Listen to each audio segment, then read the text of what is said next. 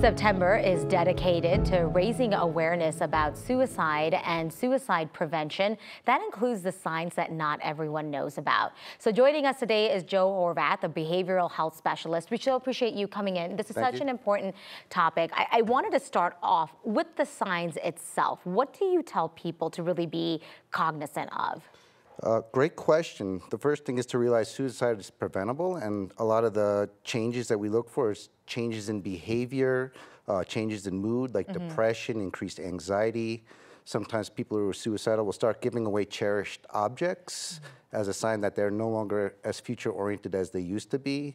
And then sometimes people even have a flight into health. So if you know someone who's been struggling or down for a while, and then they have this miraculous shift that they seem better and happier, sometimes that means that they've been struggling with a decision for a while and finally decide to make an attempt on their action, and they're no longer conflicted. They have a course of action in their mind. So, you know, one of the things we were just talking about in that ad break was that sometimes maybe people don't realize that there are signs of this, but that's not really the case. No.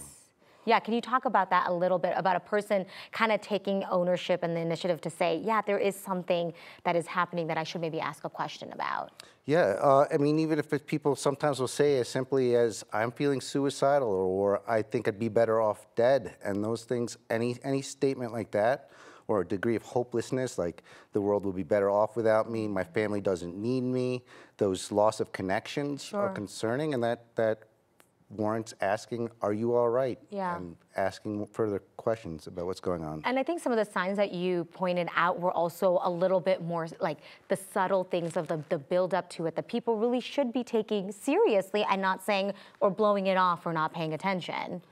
Correct. It's this misnomer out there that people who make suicidal statements or suicidal gestures are attention seeking, and that people who are truly suicidal aren't going to say anything or do anything. That's not true. Completely not true. Yeah.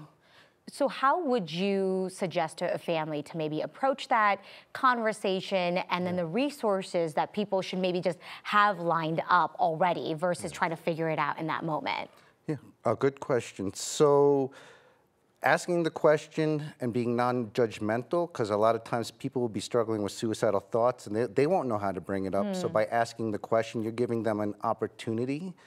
You can ask bigger questions. I like to say, hey, have you had thoughts that you'd be better off dead?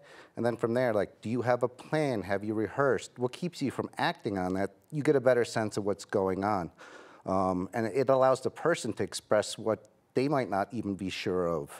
And then, of course, anytime there's an imminent risk of safety to self or others, call 911, there's 988. Yes. Get that person to help. They might be upset with you in the moment, but you can always repair a relationship. And 988, it's available 24/7. You can call, you can text. I mean, they're making it as convenient as possible. And just know that you don't have to do it by yourself, that there's help available readily. There's help. There are safe and effective treatments out there. There's hope, and there's people trained across the state to get you through this crisis and to get you to a better place. Yeah. And you don't have to do it alone. Exactly, and it is preventable. Well, thank you so much for coming on today. I really appreciate it. Thank you. Thank you for having us. Of course.